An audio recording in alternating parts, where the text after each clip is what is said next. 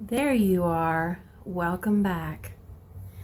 You know, children don't know the rule of no friend left behind. And today's story is about that theme. We're going to find out one young man, Tommy, regrets what happened 20 years ago because he didn't know that rule. It's called One Night in the Woods. What happened that night in the forest was a mistake. That's all. We weren't even supposed to be there. We'd made plans to be at Sally's Diner to have burgers and fries. But Lenny said there was a spot he wanted us to see. He said it would only take 5 minutes and then we'd still be at Sally's on time. He was very insistent about it. You know Lenny. He won't stop until he bullies everyone into doing whatever scheme he cooks up in his head. That night, even the forest was trying to tell us to stay away. The sun had gone down and it was already dark in the woods. We'd been playing in those woods since we were 11, so we weren't afraid of going in after dark. We'd played hide and seek, built forts and bridges across little streams, and dug halfway to China once. But that night was different. The wind had come up out of nowhere. If the weather hadn't been so calm before that, we'd have thought a tornado was coming. The further we got into the woods, the blacker it got. Lenny had only brought one weak flashlight, so Martin got angry when he stepped in muddy water up to his ankle and started calling Lenny all sorts of names. Just a few more feet, guys. I promise you won't be disappointed. He kept swinging the weak light as if he wasn't so sure this was the spot he was looking for. The wind howled even louder, pushing against us as we tried to step forward.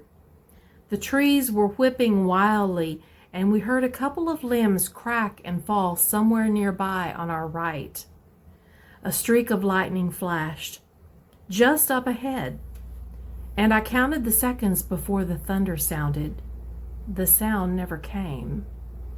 Lightning streaked soundlessly again and again, and suddenly the rain began to pour down in sheets. "I'm heading back, Tommy. You coming or not?" Martin yelled at me. Thoroughly fed up with Lenny and his stupid idea for going to the woods tonight. There was no way I was going to stay out here by myself with Lenny if Martin left. Lenny was just plain unreliable. We took off running. Just then, lightning streaked across the sky, lighting everything up. I looked around, but there was no one back there. I could see Martin ahead, already soaked in the rain, but no Lenny. The rain felt like pellets against our skin as we ran toward town in safety. As soon as we got close to town, the rain stopped and the wind died down. We were still sopping wet, though. We left Lenny behind to find his own way, but he never showed up at the diner that night. I asked Martin if we should have waited a little longer for Lenny to come out of the woods, but Martin was still mad at Lenny for taking us out there. I felt guilty for running off and leaving Lenny, even if he had kind of asked for it. I still feel guilty 20 years later. You see, Martin and I went back the next day to look for Lenny. He wasn't at his house, so we headed for the woods to see if he'd come back to look for whatever it was he'd wanted to show us that night. We found his flashlight, but no Lenny.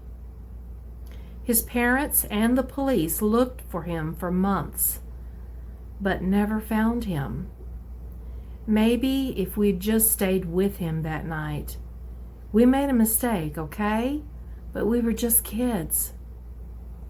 We were just kids. I hope you enjoyed the story, and I'll see you back in the next video. Bye.